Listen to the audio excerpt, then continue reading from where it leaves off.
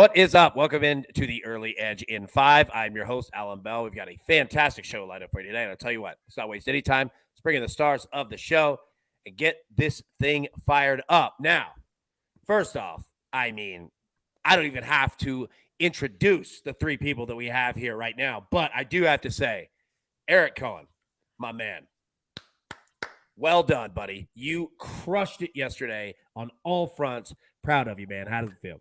Well, thank you, AB. It was a great time. I had the game plan in my head of what I wanted to do. You helped me make it happen. And you guys had to know that my first chance to host with Coach on the show, you knew I was going to bring out buckets, right? Like there was no way that wasn't going to happen. If I have any regrets, we should have brought out the Maestro and Zack Attack as well. I was bringing out the whole crew. So I'm sorry we didn't do that, but it was a great time. And I appreciate all the support from the Early Edge universe. Buddy, I'll tell you what, man, you did an excellent job. It was well-deserved. You earned it, firing off 2 3-0s in a row. We got 7 in a row right now, AB, going into tonight. 7 baseball picks in a row. And EC, isn't it? It's a 20-3 run, if I'm not mistaken. It's 20-3 run since 2 Fridays ago. And we talked about that, it was a date night that Friday, 20-3 in baseball picks since. I don't know what to tell you. Dude, my man is lethal on date nights, dude. It's insane. I'm just saying, whenever it comes, you just bet it. But speaking of just bet it, my man, Zack Attack. Go ahead, get us started, man. Fired up. What you got? All right, I only have one play, but there is breaking news. You see it on the background of Jim Brown. I'm a big fan, and I have to comment on it because I grew up in Syracuse, Did he just New York. pass away? Just passed away. It's on the back screen right now. 87 years old. I grew up in Syracuse, New York. He was the first name you hear. Lacrosse legend, football legend, 12,312 rushing yards. Look at that. EC has the hat too. Amazing life. One of the best of all time. I'll say he is the best of all time from the running back. Yeah, there you go. Yeah. Best of all time. But for my play, I just have one play. Francisco Lindor under a half a hit plus 175 of the New York Mets. You look at his statistics this year. I know it's early in the season still in terms of the Major League Baseball season, but he is batting a career low 225. He's coming off after the Mets day off on May 8th. He had a nice hitting streak. He had a hit in 8 of 9 games, but yesterday he was 0 for 3 at the plate. Did have 1 walk. Did get 1 run, but I just look at his metrics for the season. Going on the road again today against the Cleveland Guardians, I think you continue to fade Francisco Lindor. Big plus payout here. Take a shot as we have the past couple of Fridays, plus 175. I'm liking these bets, dude. Like, it's a hell of a sweat, but they're fun for sure, man. All right, I've got 3 plays here. EC, as we normally do, leave everybody on. Need your opinion here. All right, first off, Braves, team total, over 4. What are you thinking here? Well, going up against this kid from the Mariners, who I believe has given up like 1 run in 3 starts, something like that. Yeah. The Braves offense. You said the same thing about the Rangers pitcher, or who was it the other day? Yeah, I guess that's true. That's true. So I'm okay with it. All right, fair. All right. Second up, Vanderbilt baseball. Now, everybody, college baseball is in the final weekend of the regular season of the year, okay? So what you have are teams that are fighting for seeding in terms of hosting regionals. Vanderbilt's in a pretty good spot, obviously. They're playing Arkansas. Arkansas, very good baseball team as well. So this is the final weekend. Then we're going to get into conference play. Then we're going to get into regionals, super regionals, and then the College World Series. So, EC, I don't expect you to know everything on Vanderbilt baseball right here, but they're playing at home.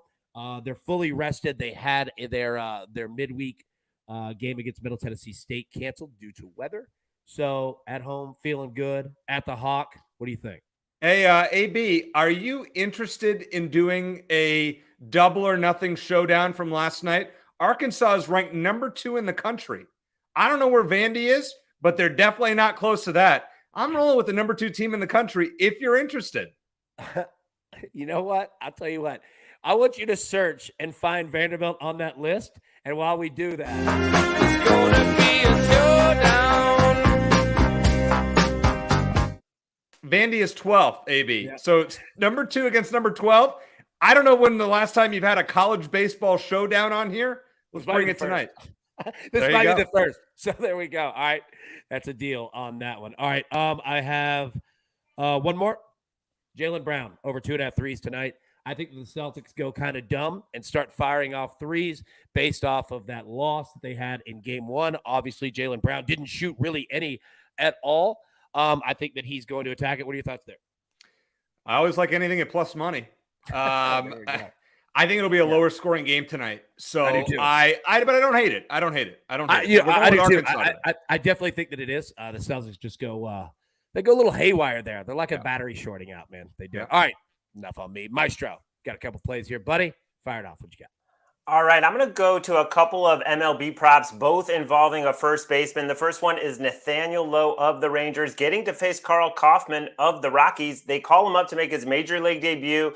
This is like that spot that you mentioned, AB, where the Braves, where somebody had that against the Braves. And this is a situation where he's going up against an offense averaging 6.2 runs per game. Carl Kaufman with the 7.78 ERA in the minors, not a good strikeout rate. Nathaniel Lowe has been crushing right-handers. And here's a stat for you. Go back to the last 10 times the Rangers have won. This guy has cleared this prop, and they are minus 230 tonight against the Rockies. So I love this play. And then a little bit earlier, another first baseman, Ryan Mountcastle, gets to face a lefty in Kikuchi of the Blue Jays. He's owned him 4 for 9, 3 homers and a double. And against lefties, his slugging is over 600. I love this over 1.5 total bases. It's on the move. I saw it at minus 110 earlier on DK. Now it's up to like minus 130, but it's still available at Caesars now at minus 117. Yeah, 2 great plays there, man. You crush it on both of those guys. Speaking of it, EC, all right, you got some dudes in the same styles, hits, runs, RBIs as the Maestro here. So I'm going to get out of your way and hold on your last series of picks. You know what I mean? I'm going to bring up the screen so that everyone can see it. But yeah, fire off your 3 here in Major League Baseball. All right. Well, we're rolling pretty good with baseball, as you guys know, 20-3 in our last 23 over the last 2 weeks. So we'll start with my Cubs guy, Christopher Morel, over 1.5 hits plus runs plus RBIs, plus 115 on DraftKings. He's played in 8 games. He's scored at least 1 run per game, had a hit in each game, has 5 homers and 10 RBIs in that time. And he gave me 1 hosting appearance also by getting that the other day on Wednesday. So I got to go right back to it, right? So Christopher Morel over 1.5 hits plus runs plus RBIs plus 115. Then we're going to go to a former Cub, third baseman Jeimer Candelario of the Washington Nationals over 1.5 hits plus runs plus RBIs at minus 125 on DK. He has 4 straight games of 2 or more hits. He's over this prop in 6 of his last 8. The wind is blowing out to left field around 10 miles an hour in Washington, and all 5 of Matthew Boyd's home runs have been given up against right-handed pitching. He's Candelario is a switch hitter, decent price on a hot streak. Let's roll with it. And then kind of a weird one, but we're going to go with it. Adrian Hauser of the Milwaukee Brewers over 5.5 hits allowed at plus 125. He's facing the Rays in Tampa tonight. In his first 2 starts of 2023, he's given up 7 and 8 hits in a combined 8 2/3 innings. Brutal. The sinker just isn't sinking. Last year, he gave up 51 hits in 44 road innings pitched. By the way, the Rays lead the league in hits, and they're 4th in average against right-handed pitching at 267. The sinker just isn't sinking is one of the best phrases I think I've ever heard. That needs to be a T-shirt there. All right, everybody, grab your paper, grab your pencil. And EC, I want you to break this down for everybody. I wanted to get it on the screen here. But here's the recap. EC is on Christopher Morel over 1.5 hits, runs, and RBIs plus 115. Candelario, pronounce that for me.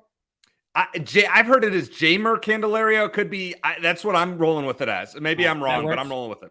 That works. Jeimer Candelario over 1.5 hits, runs, and RBIs minus 125. Adrian Hauser over 5.5 hits allowed at plus 125. The Maestro is on Nathaniel Lowe over 1.5 hits, runs, and RBIs minus 145. Ryan Mountcastle over 1.5 total bases minus 110. Zach Attack is on Francisco Lindor under half a hit at plus 175. I am on the Braves team total over 4 minus 135. Vanderbilt baseball money line minus 120. And Jaylen Brown over 2.5 threes at plus 105. Now, the Preakness. EC, you've got some picks. I'm going to read it on the screen, and then I want you to break it down. All right, $2 trifecta, 3 with 1, 5, 6, 7 with 1, 5, 6, 7, $24. $2 trifecta, 1, 6, 7 with 3 with 1, 5, 6, 7, $18. $10 exacta, 3 with 5, 6, 7 at $30. So let me bring it over here so we can see it. Break that down. Yeah, I mean, I was really bummed, AB, in the Preakness. I really love the 8 first mission who was just scratched this morning. I was going to hammer that horse at 5-2 on the morning line. Right now, I'm going with Mage, who won the Kentucky Derby. I didn't want to, but I think now that first mission is out, Mage will stay closer to the pace, which is an advantage at Pimlico Racetrack. I'm going to put National Treasure the 1 The 5 Red Route 1, the 6 Perform, who's a long shot at 15-1, and the 7 Blazing Sevens at 6-1. I'm putting them in second and third. Then the other try I'm doing is the 1-6-7 with Mage in second, and then I'm going to throw Red Route 1 as well as the other 3 horses in third. And then we'll do a $10 exacta. So National Treasure will go off as the second favorite Bob Baffert horse. I just don't know if he'll take to the track. I think he either wins or falls off the board. Very well could fall off the board. So we'll do a $10 exacta Mage with Red Route 1, Perform, and Blazing Sevens. Let's see if we can cash a ticket and make a profit, unlike we did in the Derby. We were so close, but didn't quite hit that one. The Belmont, though, in 3 weeks, AB, that's where we're really going to make some. My man, that is how you cut a promo and get people interested in a show in the future. My man, you are always working. I respect it. All right, everybody, thank you so much for tuning in. We'll be live Saturday morning, 10 a.m. Eastern, normal time. But until then, best of luck. Let's cash these tickets. We'll see you tomorrow. Thanks.